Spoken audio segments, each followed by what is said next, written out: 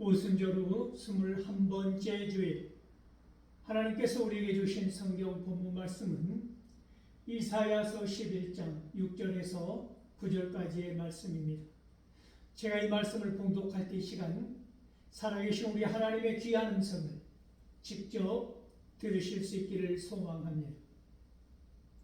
그때 이리가 어린 양과 함께 살며 표범이 어린 염소와 함께 누우며 송아지와 어린 사자와 살찐 짐승이 함께 있어 어린 아이에게 끌리며 암소와 곰이 함께 먹으며 그것들의 새끼가 함께 엎드리며 사자가 소처럼 풀을 먹을 것이며 젖먹는 아이가 독사의 구멍에서 장난하며 젖된 어린아이가 독사의 굴에 손을 넣을 것이야. 내 거룩한 산 모든 곳에서 해됨도 없고 상함도 없을 것이니 이는 물이 바다를 덮음같이 여호와를 아는 지식이 세상에 충만할 것임이라. 아멘. 이 본문 말씀을 가지고 함께 살며 사랑하며 라는 제목으로 피차 은혜를 나누고자 합니다. 사랑하는 성도 여러분, 사자와 소가 평화롭게 화평을 누리는 방법은 무엇일까요?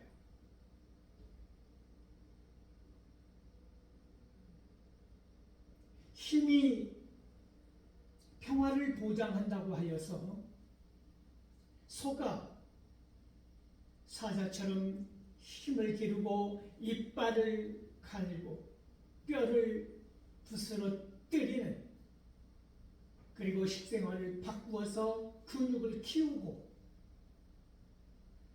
사자처럼 강해진다고 해서 평화를 유지할 수 있을까요?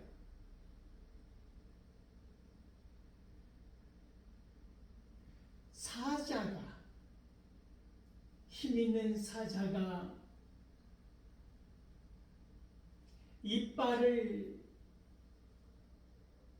날카로운 이빨을 무디게 갈아서 피맛에 길들여진 그 사자가 살을 찢고 뼈를 부스러뜨리는 그러한 존재 방식을 버리고 소처럼 풀을 뜯어먹는,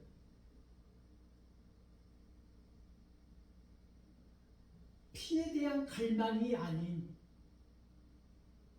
한 포기 풀을 뜯는 이러한 혁명적인 변화 없이는 사자와 소는 평화를 유지할 수 없다는 말씀입니다. 힘있는 사자가 내려와서 초식동물의 자리에서 무릎을 꿇고 소처럼 풀을 뜯어먹는 그러한 평화가 진정한 더불어 함께 누릴 수 있는 화평의 삶이라고 하는 것이지. 이 세상의 모든 힘있는 권력을 가진 강대국들이 할 수 있는 것이 무엇입니까?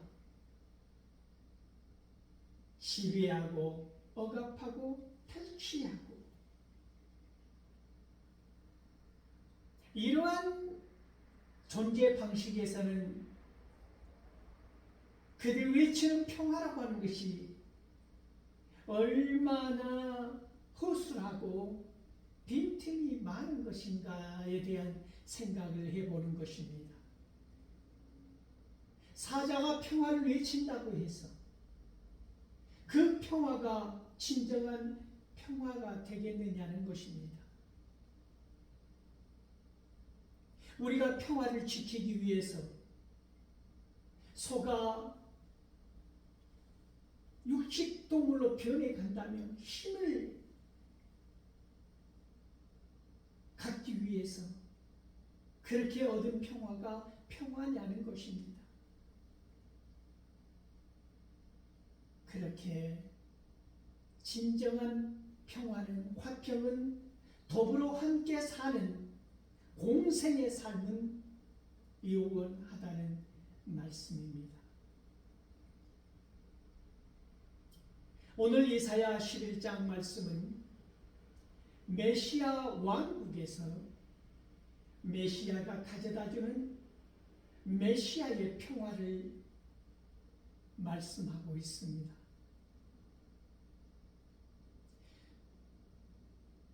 이 이사야 선지자가 이야기하는 이 메시아 왕국의 평화는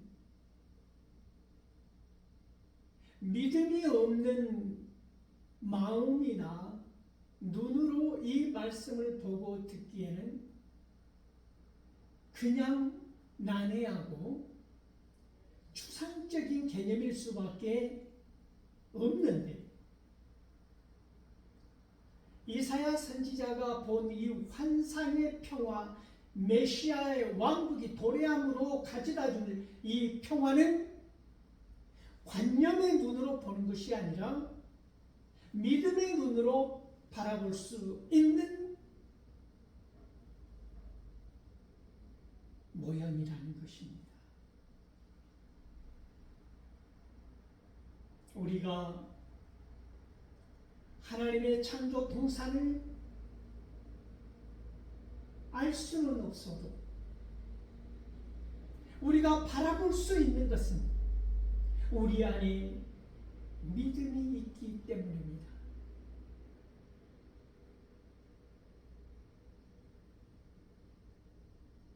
메시아 왕국이 도래함으로 말미암아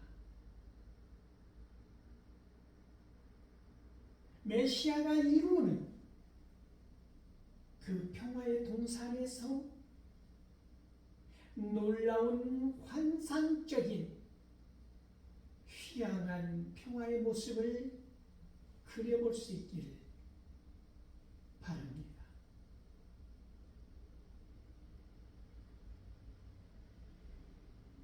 그날에는 이리가 어린 양과 함께 산다고 말합니다. 이리가 어린 양과 함께 살 수 있는 세상이 도래한 것입니다.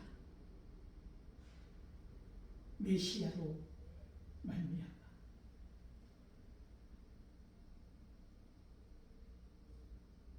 요한계시록 21장 5절은 그러므로 보좌에 앉으신 이가 말씀하시지 않습니까? 내가 새하늘과 새 땅을 이루리라고. 새하늘과 새 땅에서 이루어지는 모습들이 오늘 본문을 통해서 우리에게 놀라운 감동으로 와 닿는 것입니다. 어느 날 TV에서 아주 어린 사슴 새끼가 마치 한 번도 공격을 당해보지 아니한 것처럼, 한 번도 쫓겨보지 아니한 것처럼, 한 번도 사자의 그 무서운 이빨을 경험해보지 못한 것처럼 사자 앞에서 재롱을 뜹니다. 머리를 부딪히고 깡총거리면서 놀랍게도 이 사자가 그 어린 사슴의 재롱을 받아주고 있습니다. 상상이 가지 않는 장면인데 한참을 그렇게 둘이는 마치 이 세상에 살지 아니하고 딴 세상에서 바라보는 동물들처럼 그렇게 놀이를 하는 것이지. 그런데 다른 사자들이 이 아기 사슴을 공격하려고 합니다. 그들의 눈에는 한 끼 식사일 뿐이었던 이 아기 사슴을 향하여 공격의 자세를 취하고 다가오기 시작하자 이 어린 사슴과 함께 놀았던 어미 사자가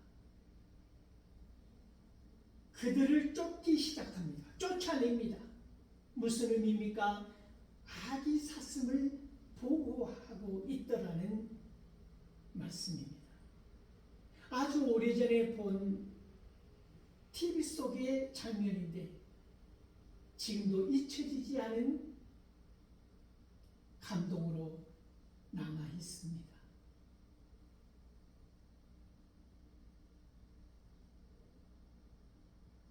표범이 아기 염소와 함께 눕는다고 오늘 성경은 말씀하고 있습니다.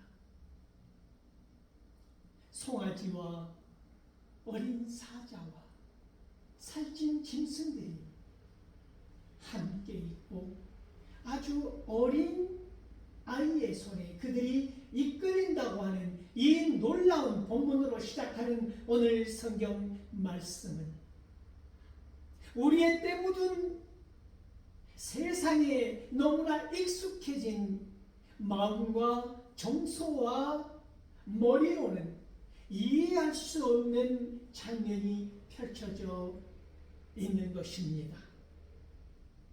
얼마나 놀랍습니까? 먹이사슬의 최종점에 있다고 하는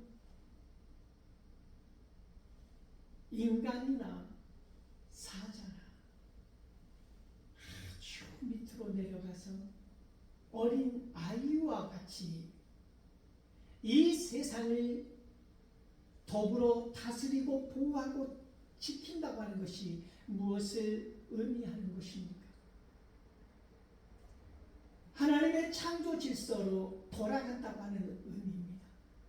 하나님께서 이 땅을 창조하실 때에 우리가 간직하였던 하나님의 마음, 변하지 않았던 죄로 물들지 않았던 순수했던 그 마음이 어린 아이의 마음이라고 하는 것이지. 시기와 질투와 살인과 거짓과 탐욕과 도둑질과 모든 죄악으로부터 자유로웠던 그때로 돌아가는 것이 이 우주적 평화의 질서를 회복하는 길이라고 하는 말씀입니다.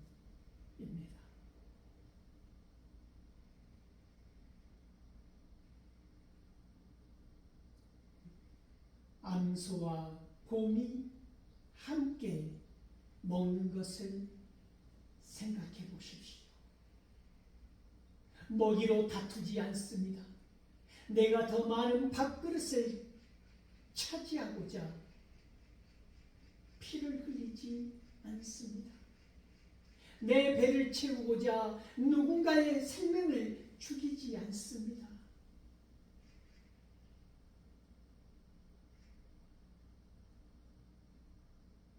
서로 해하고 상처를 주지 않는다고 하는 말씀입니다. 이 세상 가운데 우리가 살아가면서 너무나 익숙하게 들었던 양육 강식의 시대가 아니라고 하는 것입니다. 힘이 있어야 살아남는 적자 생존의 법칙에서 자유로울 수 없었던 이 삶의 자리. 그러나 오늘 이사야 선지자는 그런 것이 아니다고 오늘 우리에게 말씀하고 있다는 것입니다. 어떻게 사자가 소처럼 풀을 뜯어먹을 수 있을까요?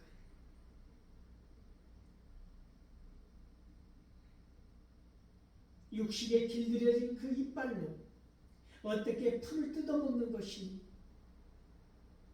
자유로울 수 있을까요? 어떻게 그 길들여진 피맛을 잊고 그 살을 찢고 뼈를 부스러뜨렸던 사자가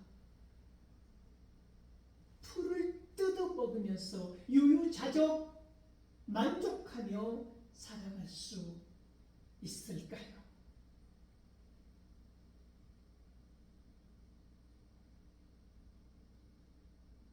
젖된 아이가 독사의 구멍에서 장난을 할 수 있을까요?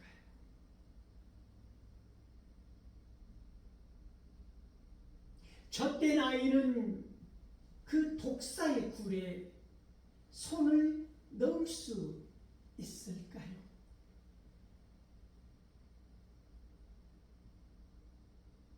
독을 품은 그 뱀이 몸 안에 있는 독을 다 뽑아내고 공격성을 멸하기까지, 내 몸에 독소를 제거하기까지, 그 독한 눈빛이 선해지기까지, 이 독뱀은 얼마나 많은 허물을 벗어야 할까요? 얼마나 많은 공격적 그 본능을 참아야 할까요? 얼마만큼 인간이 선해야 그 독사의 구멍에서 그 독사와 더불어 장난을 할 수 있을까요? 이제 막 젖된 아이가 어떻게 그 손을 독사의 굴에 안심하고 본능적으로 평안한 마음으로 손을 넣어서 잠자고 있는 굴 속의 독사를 어루만질 수 있을까요? 쓰다듬을 수 있을까요? 어떻게 이 세상이 변해야 이 놀라운 일들이 일어날 수 있을까요?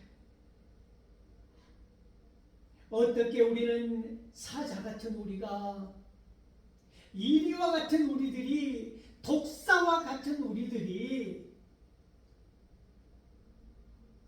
연약한 염소, 어린 염소처럼, 어린 양처럼 연약한 이 세상의 낮은 곳의 사람들, 상처 입은 사람들, 가난한 사람들, 실망하고 절망한 사람들과 더불어 어떻게 우리는 그들과 더불어 함께 살며 사랑하며 살아갈 수 있을까요? 우리의 의지는, 우리의 마음은 얼마만큼 비워내고 얼마만큼 몸부림치며 기도하고 얼마만큼 이 세상을 살아야 그런 경지에 다다를 수 있을까요? 우리는 원하지 않습니까? 천사처럼 살지는 못한다 할지라도 가난한 내 이웃과 더불어 다투지 아니하고 그들에게 도움을 주며 영향력을 행사하며 선한 사람으로 아름답게 이 세상을 살아가는 많은 사람들의 미담이 우리를 감동하는 것처럼 우리도 그렇게 살아가고자 하는 열망이 또한 있지 않습니까? 더군다나 예수 그리스도를 믿는 크리스찬으로서 우리의 그러한 갈망은 뜨거운 것 아니겠습니까? 소처럼 풀을 뜯어먹고 살 수 있던가요?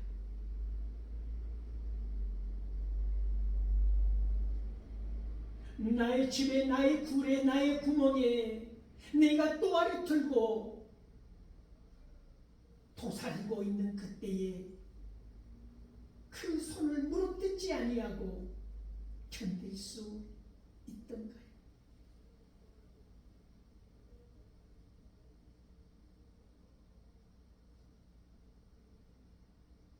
이리와 표범의 늪 가운데서 마음 편하게 존재할 수 있던가요? 사자들처럼 으르렁거리는 그 무리들 속에서 길을 펴고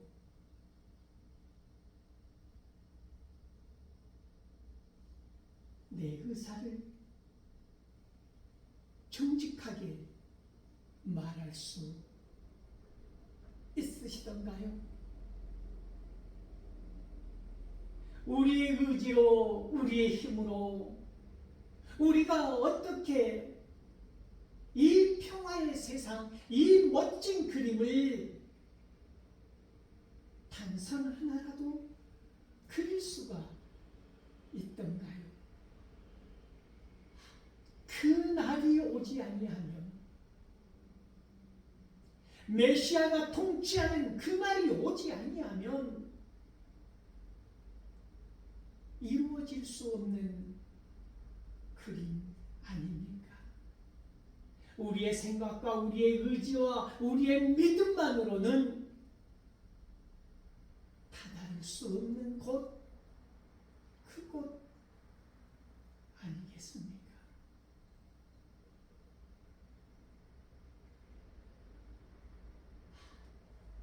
그러므로 이사야 선지자는 주장하는 것입니다.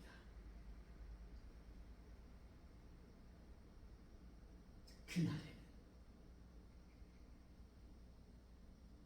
물이 바다를 덮음같이 여호와를 아는 지식이 이 세상에 충만하리라고 말씀하고 있는 것입니다. 여호와를 아는 지식이 물이 바다를 덮음같이 충만하여질 때, 그때 그날에 이루어질 그림이라고 하는 것입니다. 여호와를 아는 지식이 무엇을 의미하느냐는 것입니다. 단순히 우리가 추상적으로 하나님을 안다고 하는 그런 지식을 말하고 있는 것이 아닙니다. 근본적인 하나님의 구속의 역사를 말하고 있는 것입니다. 하나님의 지식이 하나님의 말씀이고, 하나님께서 말씀하신 율법이고, 이 성경 전체를 통하여서 하나님의 뜻이라고 하는 이 놀라운 사실을 기억할 수 있기를 바랍니다.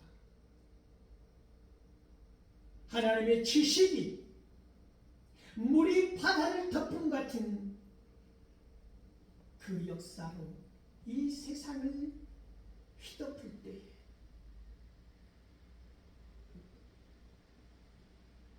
하나님의 지식이 내 안에 가득할 때에, 나를 압도할 때에, 나를 주장할 때에, 나의 모든 것을 하나님의 말씀으로 채워질 때, 그때에 우리는 함께 사는 세상, 함께 사랑하는 세상을 이룰 수 있다고 하는 것입니다. 하나님을 아는 지식, 그러므로 호세아 선지자는 4장 6절에서 여호와를 아는 지식이 없어서 이 백성들이 망하는도다 라고 한탄하고 있지 않습니까? 하나님을 아는 지식이 없다고 하는 호세아 선지자의 고백은 무엇입니까? 하나님의 말씀을 버렸다고 하는 것입니다. 하나님의 하나님의 율법을 외면하고 버려버리고 망각하고 사는 사람들, 그러므로 내 소견에 옳은 대로 행동하는 사람들, 하나님의 경외하지 못하는 사람들, 두려워할 줄 모르는 사람들을 말하고 있는 것입니다. 우리가 안다고 하는 이 지식의 근본이 무엇이라고 솔로몬은 잠언 1장 7절에서 말한 것입니까? 그러므로 솔로몬은 하나님을 경외하는 것, 그것이 지식의 근본이라고 말씀하고 있다는 것입니다.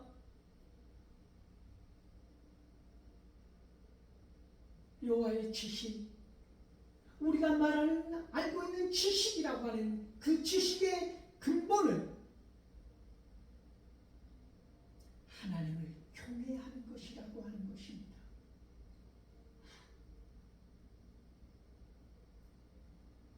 그러므로 바울은 예수 그리스도가 아닌 이 세상의 모든 지식은, 하나님을 아는 지식이 아닌 이 세상의 다른 지식은 마치 배설물로 여겼다고 고백하는 것 아닙니까?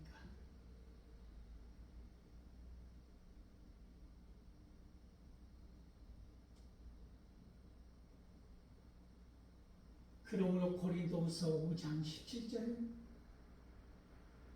예수 그리스도 안에 있으면 새로운 피조물이다 라고 말씀하는 것입니다. 새로운 피조물이라고 하는 것은 완전한 삶의 혁명을 이루는 것이지요. 피를 갈망하고 살점을 뜯고 뼈를 부서뜨리는 것을 갈망했던 사자가 그런 것을 내려놓고 풀을 뜯어먹는 것입니다. 이것이 새로운 피조물이라고 하는 것입니다. 요한계시록 21장 5절에서 말씀하신 새로운 땅, 새로운 피조물, 표범이 악영소를 공격하지 아니하고 함께 평화로이 누울 수 있는 그곳,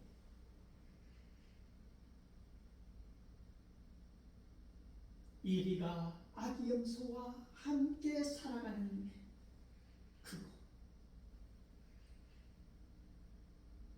암소와 곰이 함께 먹고 마시고 즐기는 그곳,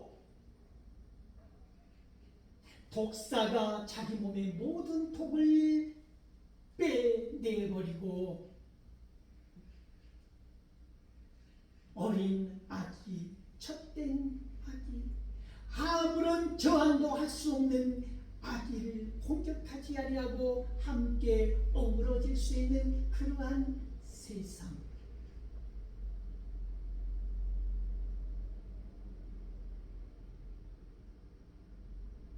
메시아의 통치가 이루어지는 그때에 이 놀라운 세상이 이루어진다고 하는 것입니다.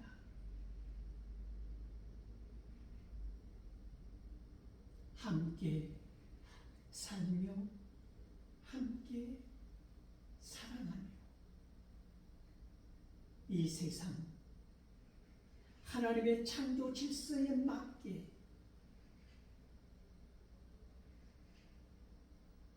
아름답게 휘황한 말씀이 우리를 둘러쳐진 그곳에서 길이길이 영원히 복된 삶 살아가는, 거기에는 전쟁도 살인도 거짓도 술수도 시기도 질투도 도둑질도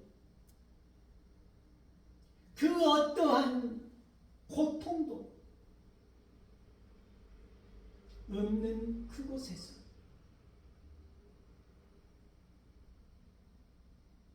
하나님의 말씀, 여호와를 아는 지식이 마치 물이 바다를 덮음같이 우리를 휘감아 안을 때, 우리 안에 하나님의 말씀이 가득할 때, 우리는 사자였지만, 우리는 표범이었지만, 우리는 일이었지만, 이 세상에서 어린 양과 어린 염소와 어린 아이들과 더불어 함께 살아갈 수 있다고 하는 사실을 기억하시고, 이 세상 나 혼자만이 아니라 함께 살며 사랑하며 이기며 나아가실 수 있기를 소망합니다.